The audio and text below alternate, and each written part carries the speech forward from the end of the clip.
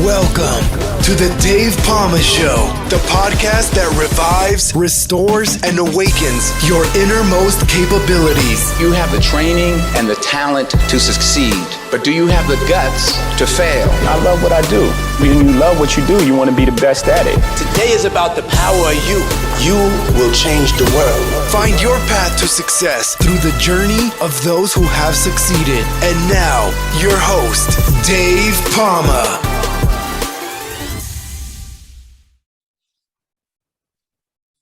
Hi, welcome back to the Dave Palma Show. And with me, I have an organizational psychologist who has a new book called The Journeyman Life, The Not So Perfect Path to a Life Well Lived. Tony Daloisio, welcome to the Dave Palma Show. Thanks, Dave. It's good to be with you and your audience. Thanks very much, Tony. Tony, you've got so much patience. I've gone into the technical world of what not works for podcasts, from the background sounds to software. And at last, we're here anyway. And we're here. I know this is good for the new year. It's good for any time, really, for anyone that wants to kind of do some self-development on themselves. And I can see your book is really great for that. And the title says it in itself, The Journeyman Life. So before we go into your book, I'd really like to know how you got to write and really your own journey and your own backstory, leading up to the book. And then we can talk about the book and see what it has to offer our audience. Yeah, thanks, Dave. Well, certainly when anyone takes on a project like this, it has to be something that's a great passion for you as a person, and also something that, you want to put out into the world to help. And that was sort of what got me to this. It's been a sort of personal exploration, and being the best version of myself has been a passion of mine my whole life. It's sort of the thing that I have taken on. It's also the work that I do, working with executives and, so the backstory of it is that I came from a pretty troubled background with my family growing up, mainly because my mom was very ill emotionally and psychologically, and had some major implications for some of the trauma I experienced as a young boy. And I think that I worked hard to kind of become independent and do the things that I did in my life, but I found that those things really were sort of a crutch for me as I, kind of moved through my life. Kind of had to do a lot of workarounds, I think. And in the process of doing that, I decided to go for a PhD in psychology, just so that I could understand myself the best I could, and also to learn as much as I could about how I could, kind of live life happily, even given some of the sort of trauma that I had, I think, in my body from growing up. So anyway, that got me to this place in my personal journey.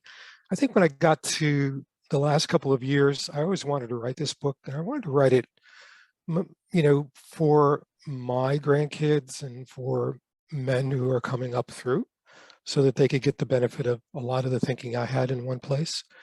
And also, I think it's timely in the sense that,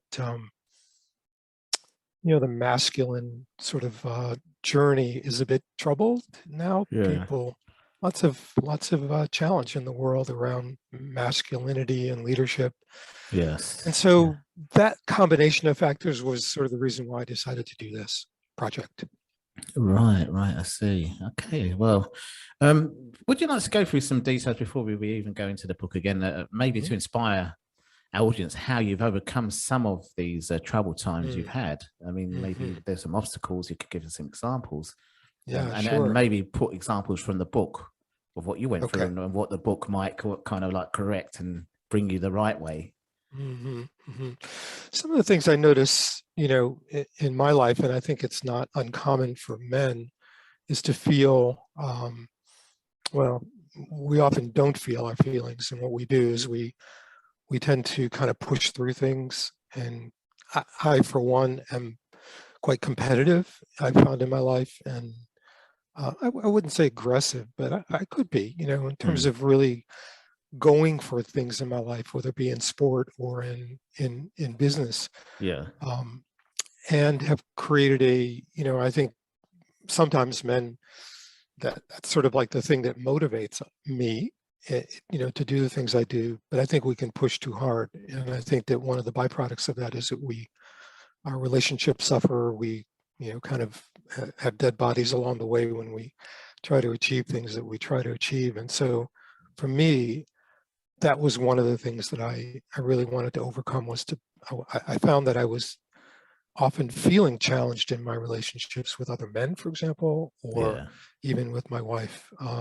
So I when I realized what was really going on, I started to look more deeply at some ways that I could sort of soften myself and slow myself down.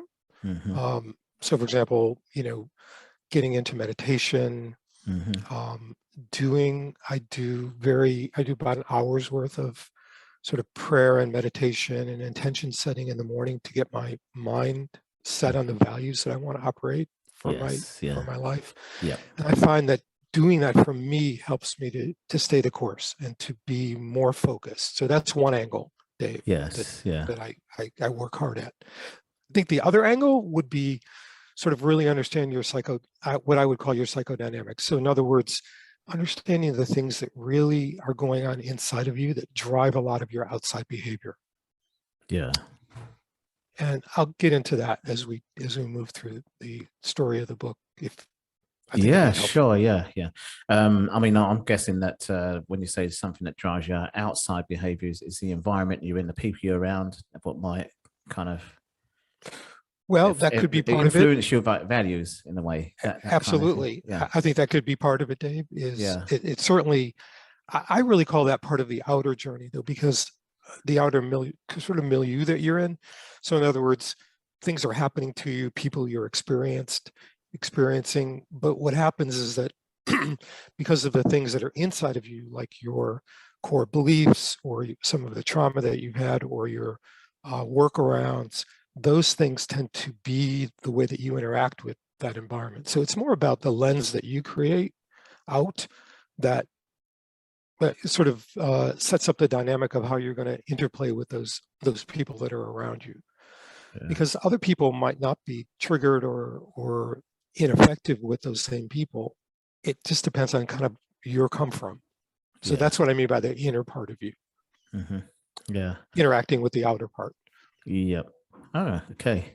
All right. Well, without further ado, then I'm curious myself, as well as the audience. Let's launch into your book and find out more about this. So it's called The Journeyman's Life, the Not So Perfect Life to a Life Well Lived, which I'm sure you'll explain what that means as well. the subtitle. I'm quite actually. I've been looking at the 4 archetypes of the masculine psyche. So you mentioned that as well, because I've put myself probably in more than one of them. Actually, I mean, I probably see myself more as a warrior in terms of my own book that I've written and what I've gone through in life. But I also see myself as a lover and a king, and maybe like yourself.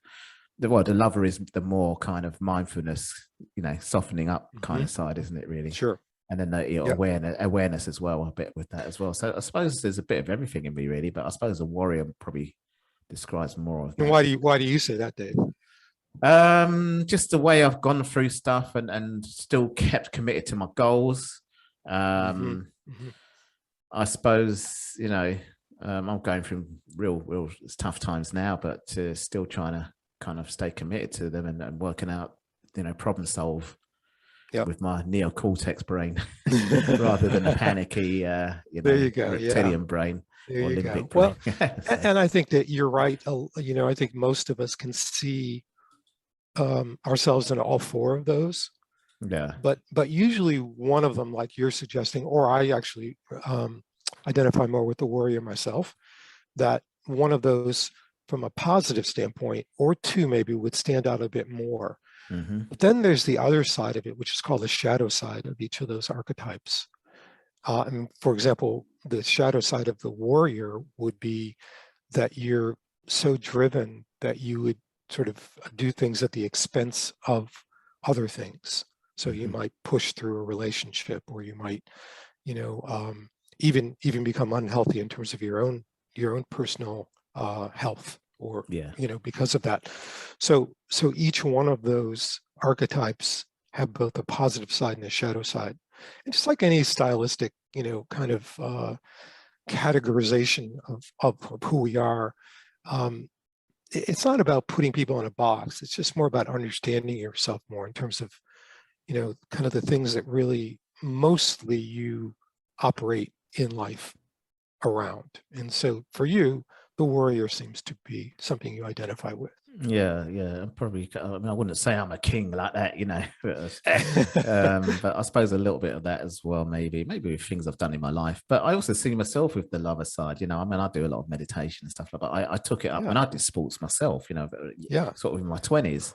And I got this calm demeanor about me, and I do care about people, but Sure, I think absolutely. the closest is more the warrior side, in terms of just the others blend in a little bit with it, And if folks wanted to find out more about that, you can, I have that sort of described in the book, but you can also look on the website, which you will check in with later to kind of get a better sense of where you are. But yeah, excellent. Sure. Well, let's go into the book more, and we can probably talk about your website as well and what's in there as well, and blend it all in.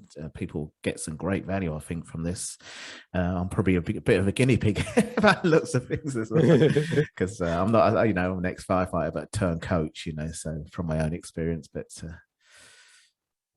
so yeah, let's look at the book. Tell us it. The chapters. So maybe a good place to start would be, the first chapter is called "The Story of You," and you mentioned about the subtitle, the not so perfect path to a life well lived, and the notion really is that, we all strive to have a life that's well lived, and you define what that is for you, but we also, there's some things that we know are better than other things, but the truth of it is, it's a rocky road. It's an up and down path. It's not a straight line, and we have these lows, and we try to respond to those, and we can sort of reach toward our best.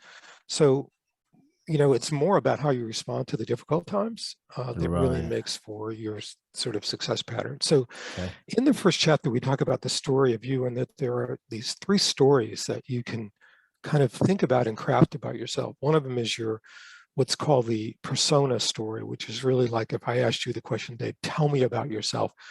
Or if you're at a party or meet someone and you say, well, tell me about yourself. And you'd sort of most likely tell more about the outside part of you. Well, I do podcasts, and I do sport, and I like this and I like that, and I'm really proud of my family. And that's really sort of the persona that we have in the world. It's not unimportant. It's really critical. It's kind of what you identify with. The second story is more what we could call the inside story, or the hidden self, which would be more the things that you think about, in sort of the dark night of your soul. When you wake up at night, in the middle of the night, and you're worrying about something, or or the things that you really care about, or maybe are fearful of, that you don't necessarily, wear on your sleeve, but they're an important part of your life for you. And that third story then is more about who you want to be, sort of the future self. And that's what the first chapter is about the reader getting a better sense of sort of those 3 stories and who you are in your life, so that you can have a good assessment of kind of where you are, because it all starts with kind of you looking at where you are in your life before you can kind of figure out where you want to go. So that's the first sort of the starting point, if you will. Right. Okay. Your thoughts on that? Yeah, I mean, sometimes it's kind of like I when I'm doing the coaching, I think, okay, where you heading? As if you're in a car. Okay, but where are you now? Where are you now? You need to know where you are now to get there. And that's right. Are there any roadblocks in a way? So that's right. I guess it's kind of a similar kind of thing, but you're actually starting from where I'm now rather than where do you want to get to. Whereas I kind of go, that's right. Okay, where are you going? That's right. Okay, I'm going there. Okay, well, you're in London now. You can't get to Santa Barbara unless you get a plane first, and then that kind of thing. Yeah. And a lot of times we spend more of our time thinking about who we want to be, or even who we think we are, but we're not really getting deep into what's really happening, and sort of like being present with what's happening right now. So that's a starting point. And it's sort of like, the notion of understanding your current reality in all aspects, like your physical, mental, psychological, emotional, relationships, your financial. So if you can kind of look at the outside, you can say, well, where is it a little off for me? Or where is it going really well? Or is it very balanced? Yeah. And a lot of what happens is that for men, I find that, if you kind of look at the different stages of our life, like if you looked at as a teen or as a 20-year-old or as a 30-year-old, 40, or like I have a son-in-law who's, in his late 30s and married to my daughter who has 2 kids. And, he's trying to balance his work and progression in his work. And he's trying to balance his relationship with my daughter, Morgan, trying to balance the kids growing up. It's very difficult, and it causes challenge inside of us to try to figure this stuff out. You get to your 40s and you start asking the question. A lot of people have midlife crisis at 40, where they start to really question. I mean, I went through it. I'm sure you probably did too. I'm 57 and I'm going through crisis now. But another one, I'm dealing with and then there's other ones when you get to be in your 60s, where you start to say, what's it all about, and did I really do what I wanted to do? So we have all these sort of, I call them inflection points, where there's an opportunity. It's something that's saying, okay, you need to kind of figure out where you want to go, but you can't keep thinking about the same stuff. It's not going to get you where you want to go, right? You've got to have some different way of thinking about it. And that's where we start to move into this kind of next chapter, which is more about sort of really understanding, is it possible for me to change? Like, can I really do something differently? And that's, of course, the age-old question is, can you teach a dog new tricks, right? Right, yeah. And the answer is yes, I suppose. The answer is yes, but it's not easy. It's not easy. Really, because we're sort of, Dave, we're sort of really comfortable with who we are and our patterns of doing things. Comfort zone. Exactly. And like I go to the same coffee shop every day. It's kind of like I do the same thing. But you can't do that and expect to really transform yourself. You might have incremental change. So the idea is that in order to change, 2 things have to be present. And this is really from the neuroscience. One of them is a sense of urgency. And what that does, that sense of urgency really propels us. So when you have a crisis, you're more likely to want to, for example, if your wife says, I'm tired of these behaviors, or, you're having trouble with your kids, or you're drinking too much alcohol, right? Or you're out of shape. You have like I had cancer. That was a wake-up call. So when that happens, all of a sudden you have a sense of urgency about wanting to do something different. Okay, and the other piece of the equation in whether you can actually change is that you have to have a focus. And the focus means you have to be able to describe exactly what you want to do differently. I call them the from-tos. Like, I want to go from being this to being this. I'm going from imbalance in my life to I want to have more balance. Okay, so in chapter 2, we talk about sort of, can you really change? What does that look like? Because, even though you might say, well, I want to be this or I want to be that, you have to actually, nothing happens until you actually sort of start to actually take some action. So that's really what the second piece of the puzzle is about. And we all know that, New Year's resolutions, I mean, people have a hard time changing. But in this book, the premise is you can change. You can change either a little bit or you can change a lot. But it takes work. Yeah, great. So that's the chapter 2, beginning the journey. Then we're looking at real serious stuff here with your inner self, doing some work. Exactly. With yourself. And that's kind of the transition point, which is looking at your inner self and understanding. It's sort of a paradox, Dave, that even though it's the hardest place to look, and we want to look to the outside mostly at other people and things. That the paradox is that the real growth comes from uncovering, discovering, and recovering yourself. Yeah. And that means looking at some core beliefs that you have. So in other words, and this is the hardest part, Dave, but it's really where the guts of this book is in terms of the journey, is that in order to truly change, you have to go deeper and understand what I call, your core beliefs. So the things that drive you in your life. For example, it might be that I'm not good enough and that I have to work hard to have a sense of worth in my life would be an example of that. Okay. Yeah. And that drive is going to push through everything that you have. And so understanding some of those core beliefs is a critical starting point, because how you see the world impacts what you do and then the results you get. I call that the see, do, get model. Yeah. It's like C do B, but it's get instead of B.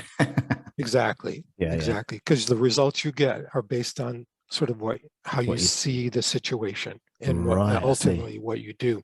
Yeah. So until you can kind of go in and really take stock in sort of who you are, and I give a lot of ideas about how to do that, it becomes a bit of a house of cards for change. It's easily crumbles.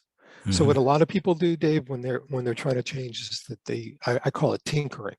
It's like, well, I'll read this book and I'll try this little thing here, or I'll start working out over here, or whatever it is. They're kind of like you're grabbing at things that it's not that they're bad, but they don't change the fundamental sort of makeup that you have in your life. And that's really what the inner self journey, and that kind of bleeds into the fourth part, which is called the voices of the reactive mindset. And so inside of us, we each have these voices that want to either protect us or control our environment or sort of comply with the environment. And that those voices it's sort of like you have this inner dialogue with yourself. Right. And when something comes up, this voice says to you, do this or don't do this. Well, where do you think those come from? It's like not everybody has those same voices. But it's self-talk, isn't it, really? Exactly. And a lot of this can be, if you do mindfulness meditation, you'll pick up on all that awareness, wouldn't you? Exactly. Well, and that's the idea, is that mindfulness will slow your mind down, because if you don't slow down, what's going to happen is you're going to go with your instincts, and your instincts are going to be the things that you've always done that don't necessarily always work for you. Okay. So until you can slow yourself down and you can start to be more aware of what's happening in your life, then you have the possibility of changing. And that's where in chapter 5, I talk about the moments of truth. So okay. So what do you think? What do you think the moments of truth are for someone in their sort of daily life or weekly life? Or well, we're looking at the masculinity model where you got king. There is the word integrity there, but nice. I don't know if that's exactly that, but I know that obviously integrity does say a lot, doesn't it? Yeah, I think you hit it right on the nose, because in any given situation, if you think about, there's sort of some kind of stimulus that's presented to us. The person kind of interacts with us. I have a problem I have to solve, and you have some kind of reaction to that problem. And what I'm suggesting is that a moment of truth is where something comes up, and instead of going with your instinctual response, you have this box that you put inside. I call it the choice box. And if you slow yourself down and you can look inside that box and you can say, what choice is the best choice for me to make here? And one of the things that goes into that box is a value like your integrity that you're talking about. So you can say, well, I really want to respond not based on my fear or my need to control this person, but I want to respond in a way that's has integrity to what my values are. Yeah. And so knowing what your values are is a critical step in living your life with more integrity. And so the moments of truth are those experiences. It could be, 3 or 4 during a given day, where something comes up and you have a chance to do something very thoughtful and differently, as opposed to reacting in a negative fashion. For example, the other day, my wife brought something up that sort of triggered me and made me go from 0 to 10 in terms of my, I guess it was frustration or anger. And I responded to her based on that anger, which obviously doesn't get us anywhere good. No. When we slow down and we start to think about that differently, we might take a few deep breaths and we might actually respond in a different way. And that response pattern would be much more in alignment with the person we want to be in our lives, our integrity. Yeah.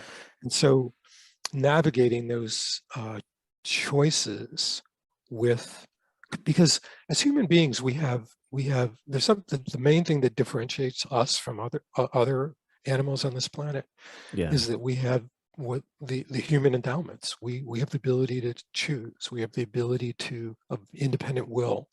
We have the ability to have a conscience. We have ability to be creative in our choices about things. Yeah. And those are the things that allow you in that sort of choice box to choose to be something different, to choose to do something different. And I call those the moments of truth. Right. Okay. And in reality, the way that your legacy in life, the way that you're seen by other people, is the combination of many of those moments of truth. Yeah. So, yeah, I'm just now looking at the next one, the next 2 chapters, and I'm guessing that inner skills and outer skills, probably inner skills is more like what they call the soft skills, and then the outer skills, for me as a firefighter, my sort of previous life, that kind of thing, or if you're a barrister or something like that, how you might use your body language or yes, exactly. So the inner skills would be sort of things like self-awareness. There's a lot of research, a lot of talk now about emotional intelligence. You probably have maybe even had people on your podcast that talk about emotional intelligence. Yeah. Well, it might have touched on emotional intelligence is essentially about self-awareness and self-management and awareness of what's going on around you. And so without emotional acuity, without having some acuity to what's going on around you, you really don't have any chance of doing anything different. So one of the critical skills in emotional intelligence and an inner skill is really being able to be aware of what's going on around you. If you're totally engrossed with yourself, then you're not really going to see opportunities as being something different. So those are the inner skills. It's sort of like what is your ability to slow down and perceive the environment. The outer skills are more your ability to listen to people, to make decisions, to be willing to explore new things. For example, I call it growth mindset, which has been something that's been written about quite a bit. Opening to other people, being able to dialogue effectively with people as opposed to being in a monologue, sort of beside someone. Those are all the outer skills, Dave. And when we're effective in life, we're more sort of, we've developed those skills in ourselves. You can't expect to improve your lot in life if you're not really going to work on your skills. And my wife always says, if you want to change something, get a coach. Get someone to help you learn something different. Otherwise, you're just going to keep traveling down that same path that you've been circle. On. Exactly. So the skill part is pretty important in actually changing something. And so you have to invest in yourself to make that happen, huh? Yes. Yeah. Absolutely. So with that said, with the skills given and learning those, if you get a coach, as you mentioned, as one of the ways of doing that, we can move on to lasting positive change. How do you get to lasting positive change? Because I mean, you can make a positive change, but making it last is another thing. Yeah, that's the holy grail. You're absolutely right about that. So old habits die hard. That's right. Exactly. So, once you kind of make a decision that you really are not happy with sort of your lot in life the way it is, okay, that brings you what I call to the doorstep of change. So it's sort of like, okay, here I am. I've got that urgency. I've got that possible focus that I talked about before. And the question then becomes, am I going to learn some things different? And am I going to actually, kind of be different in these moments of truth? So in a sense, what happens is your operating system starts changing for how you're interacting with your world. And things, the idea of creating lasting change, there are a couple of things that have to be present, Dave. One of them is, it's sort of like Alcoholics Anonymous. The idea of going to a weekly meeting every week where you actually sort of talk about how you're doing with other people and you listen to other people. Human beings are social creatures, and we change when we're connected with other people. So one of the critical pieces in lasting positive change is to actually, one of the things that I do is I actually have groups of men that come together who are trying to change themselves, and that sharing and connection and professing to people you love in your life or other people that you actually are trying to do something different is a critical step in whether you achieve lasting change.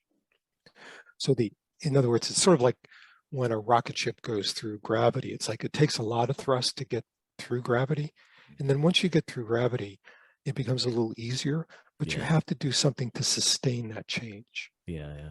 So the idea of not only sort of sharing this in a social way, but also deepening your work. An example of deepening your work would be continuing to learn about yourself, continuing to learn about sort of these skills that I talked about, continuing to learn about the things that are driving you in life, because it's sort of like peeling an onion. You're only really, you keep kind of drilling down, and as you get on the path, you start to learn more and you start to see yourself a little differently. So when you have loved ones around you that really care about you and that you profess that you really want to do some things differently, that's very powerful. And that's what creates lasting positive change, is being in that commitment space, if you will.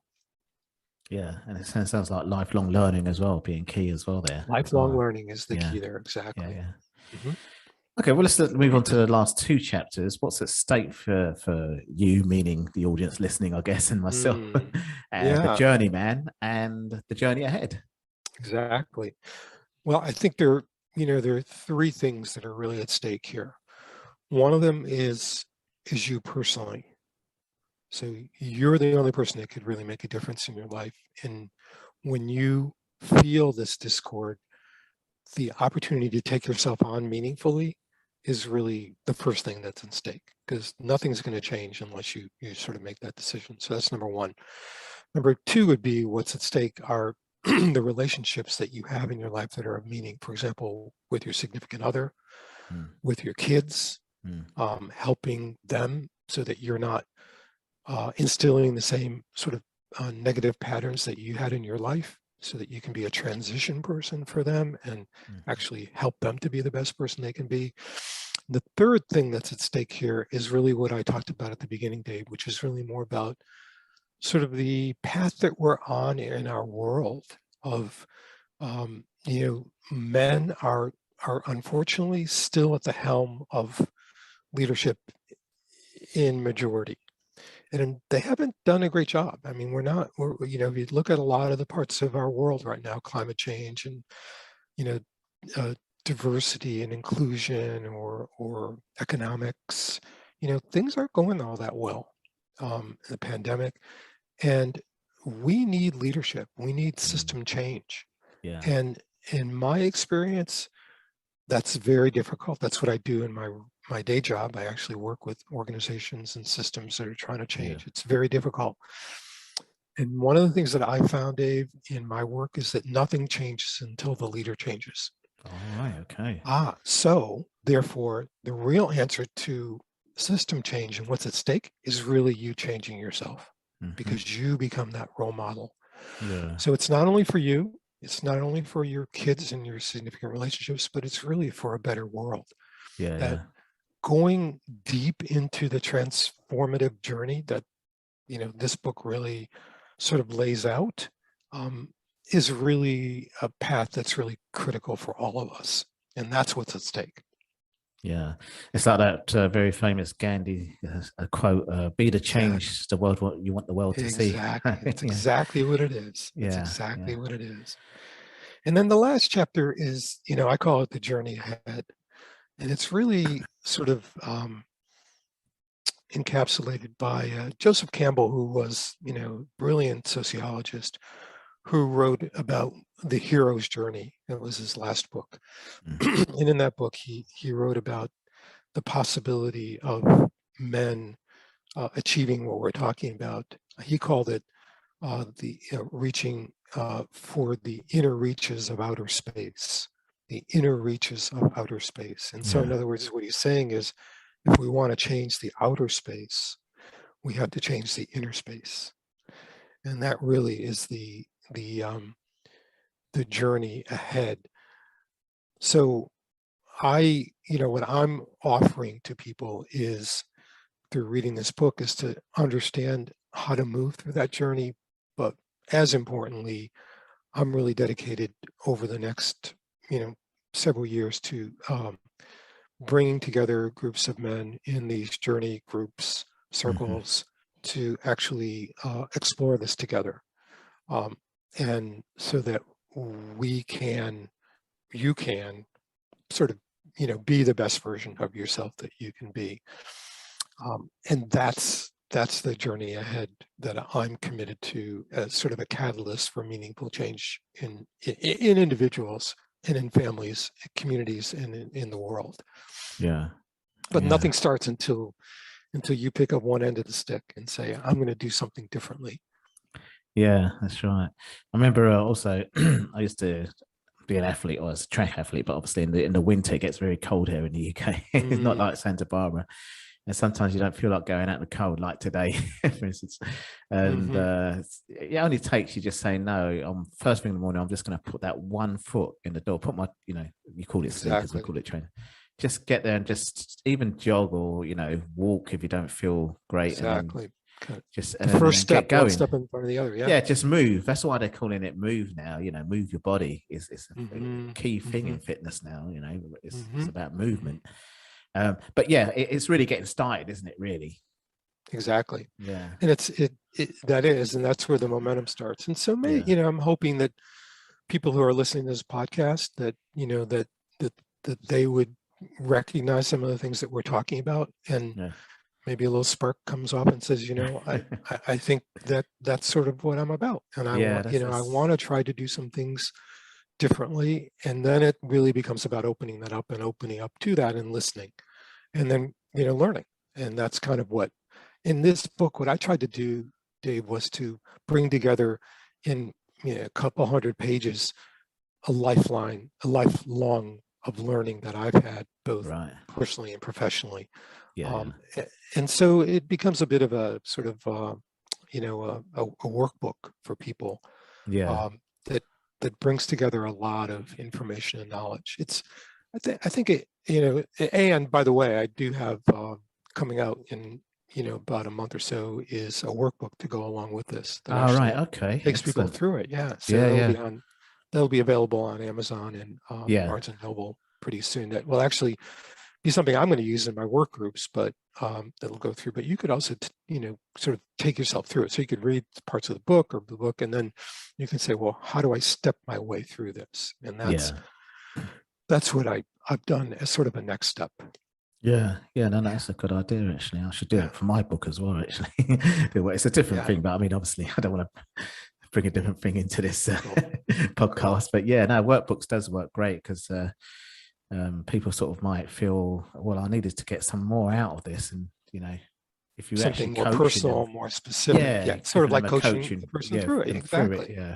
That's exactly what it is. That helps as well. Yeah, that's an excellent idea. We're talking about all that. How do people get hold of your book now, and where do they go to your website? Because I know there's more material on your website as well, isn't there? Yeah. It's www.thejourneymanlife.com. And that's where you can reach me, and you can access, some blog posts and other, some assessments and other material that would be, free and meaningful to kind of get started. The book, The Journeyman Life, The Not So Perfect Path to a Life Well Lived, is available on Amazon and Barnes and Noble. And as I said, the workbook will be coming up pretty soon. But people can reach me and through the website would be the best way to do that. Right, excellent, great stuff. But Tony, it's been I know we had a couple of hiccups to get a third time lucky. It really has been a great pleasure going through this. I'm really interested in this sort of topic now, and you can see that by how I've applied myself into it as well. Absolutely, thank you, Dave. I so appreciate your time, and hope your audience is inspired. Cheers. Well, Tony, once again, thanks a lot for coming on the show and sharing all your book with my audience today. Thank you, Dave. That's all for this episode. Thanks for listening. And remember, if you want to support what we do, then share, subscribe, and leave a review over on Apple Podcasts. Or head over to my website, davepalmer.com, and click on Rate Show. Well, that's all for now, but I'll see you in the next episode of The Dave Palmer Show. Follow us on Facebook, Twitter, and Instagram.